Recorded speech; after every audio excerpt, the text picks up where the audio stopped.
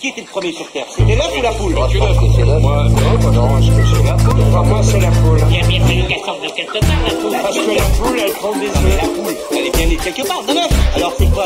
C'est l'œuf ou la poule? L'œuf ou la poule? On va continuer avec la chronique mathématique, Nadia et Stéphanie. Au moment de notre dernière chronique en studio, c'était le 25 avril dernier, on vous avait proposé l'énigme qui suit. Donc, un avion vole en ligne droite entre les aéroports de Montréal et de New York. Quand il n'y a pas de vent, il réalise le vol dans chaque direction dans le même temps.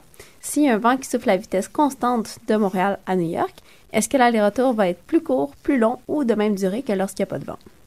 Donc, comme l'avion sera aidé par le vent dans une direction et retardé dans l'autre, on aurait tendance à penser que les deux effets s'annulent et que l'aller-retour est de même durée. Mais ça serait trop facile. En fait, ce qu'il faut remarquer, c'est que la période durant laquelle l'avion profite du vent est plus courte que celle pendant laquelle le vent la ralentit. Donc, au final, l'avion va prendre plus de temps pour faire le même trajet. Ça, c'était la réponse à l'énigme. Il y a bien longtemps maintenant. Et tout de suite, vous nous parlez des mathématiques pour la recherche de l'âme sœur.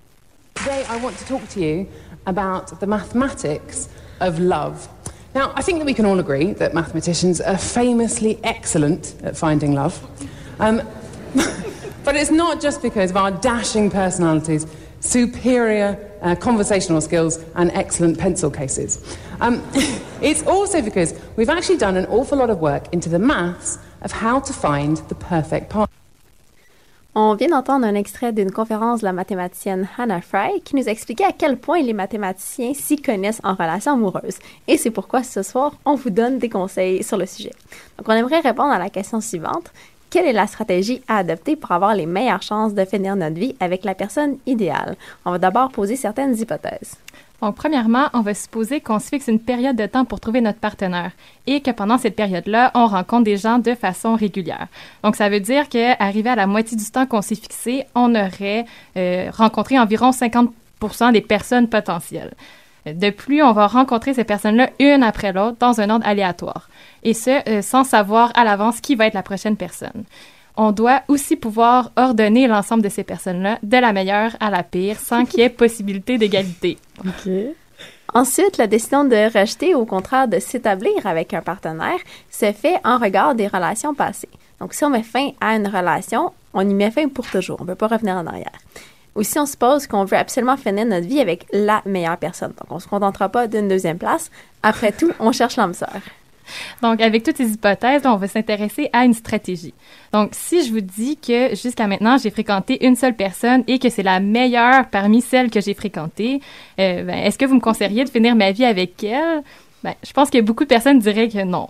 On se dit que c'est mieux d'avoir un plus grand échantillon sur lequel se baser avant de prendre des décisions aussi importantes.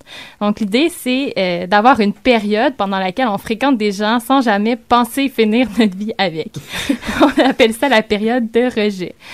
Quand cette période de rejet est terminée, on va choisir la première personne qu'on rencontre qui est meilleure que toutes celles qu'on a fréquentées avant. Parce que si la personne en question est moins intéressante qu'une autre qu'on avait déjà rencontré, on est certain que c'est pas elle l'âme sœur. Donc, le problème de trouver l'âme sœur, c'est un problème d'arrêt optimal. C'est-à-dire qu'il faut déterminer, seulement à partir de l'information qu'on possède à un certain moment, que c'est le meilleur moment pour mettre fin à la période de rejet. Donc, ce moment-là, c'est celui qu'on appelle le temps d'arrêt. Les problèmes d'arrêt optimal apparaissent dans différentes situations de la vie quotidienne, mais aussi dans les jeux de hasard. Par exemple, un joueur au casino qui décide d'arrêter de jouer après avoir soit doublé sa mise ou perdu de l'argent a déterminé un temps d'arrêt. Naturellement, il ne peut pas savoir ce qui aurait pu se passer après. Donc, comment faire pour choisir ce moment optimal pour arrêter de rejeter nos prétendants? Donc, on va d'abord fixer un temps d'arrêt. On va calculer la probabilité de véritablement retenir l'âme sœur avec ce temps d'arrêt-là. Et après, ce qu'on va faire, c'est qu'on va regarder lequel de ces temps d'arrêt-là donne la plus forte probabilité. Donc, ici, la probabilité de faire le bon choix, c'est la probabilité qu'on ait à la fois choisi une personne donnée selon la stratégie qu'on a énoncée plus tôt et que cette personne-là soit l'âme sœur. Par exemple, il ne faudrait pas que notre âme sœur soit rencontrée dans la période de rejet de nos candidats, ni qu'on ait rencontré entre-temps quelqu'un d'un peu moins bien, mais qui sortait tout de même du lot. Donc, ça revient à dire que si on a d'abord fixé le temps d'arrêt, on choisit l'âme sœur si parmi toutes les personnes qu'on a connues jusque-là, notre deuxième choix a été rencontré dans la période de rejet systématique. Donc là, on vous épargne les détails, mais en faisant les mathématiques nécessaires pour arriver à un résultat, on trouve que le meilleur moment d'arrêter, ça serait après 37% de la période qu'on s'était fixée au départ. Et donc attends, admettons, je me suis fixé 6 mois, à 37% des 6 mois, ouais, j'arrête là. mais 6 mois, c'est quand même court, Karine. Ah non, mais Karine, elle enchaîne. Hein. C'est ça. Ouais. Bon, ok, ensuite. Donc, en faisant ça, comme tu dis, après 37%, on arrête la période de rejet. Au lieu de laisser le hasard décider pour nous, on va avoir une probabilité de 37%, encore une fois, de véritablement trouver l'âme sœur. Mais là, on va se dire les vraies affaires, cette méthode-là n'est pas parfaite. Par exemple, si on rencontre l'âme sœur en premier, eh bien, c'est malheureux parce qu'on va devoir la rejeter. Et si on comprend bien la méthode, on va devoir rejeter tous les partenaires qui suivent. Ou encore, si les personnes qu'on rencontre pendant les 37 premiers % de notre période de recherche sont particulièrement inintéressantes, ben, dès que la période de rejet est terminée, on a des chances de rencontrer quelqu'un de très supérieur aux autres, bien que toujours ennuyant. Donc, malgré tout, c'est la méthode qui maximise nos probabilités de trouver l'âme sœur. Et là, on est consciente que cette méthode-là est peu applicable dans quelque chose d'aussi irrationnel que les relations amoureuses. Mais étonnamment, on retrouve cette stratégie-là dans le monde animal. Et d'ailleurs, dans sa conférence, Hannah Fry, elle parle de certaines espèces de poissons qui utilisent exactement cette stratégie durant leur période de reproduction.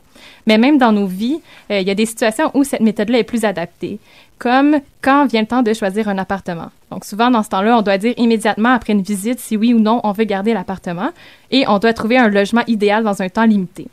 On a même trouvé une vidéo qui décrit cette méthode-là pour choisir la meilleure toilette sèche dans un festival de musique. Donc, avec les francophonies qui s'en viennent, ça peut toujours être utile. Ben, merci beaucoup les filles. Et cette semaine pour l'énigme, alors je crois que vous invitez le public et j'imagine tous les invités autour de la table à participer à un jeu télévisé. Qu'est-ce que c'est que ça? Eh oui, donc on vous met dans la situation où vous vous trouvez devant 3 portes. Derrière chacune des portes se trouve un prix et les prix sont 2 lampes ordinaires et une lampe qui contient un génie qui peut exaucer 3 vœux. Donc vous voulez évidemment gagner la lampe magique. Pour ce faire, vous devez choisir la porte qui y correspond. Donc, le jeu se déroule de cette façon-là. En premier, vous devez choisir une porte. Ensuite, l'animateur va ouvrir une porte derrière laquelle se trouve une lampe normale. À la fin, vous avez le choix de conserver votre porte initiale ou encore de la changer pour la porte qui reste. Donc, si vous voulez maximiser vos chances de gagner la lampe magique, qu'est-ce que vous faites? Suspense. On remettra l'énigme sur nos pages des réseaux sociaux, Facebook et Twitter, et on vous retrouve pour la réponse dans 2 semaines. Merci les filles.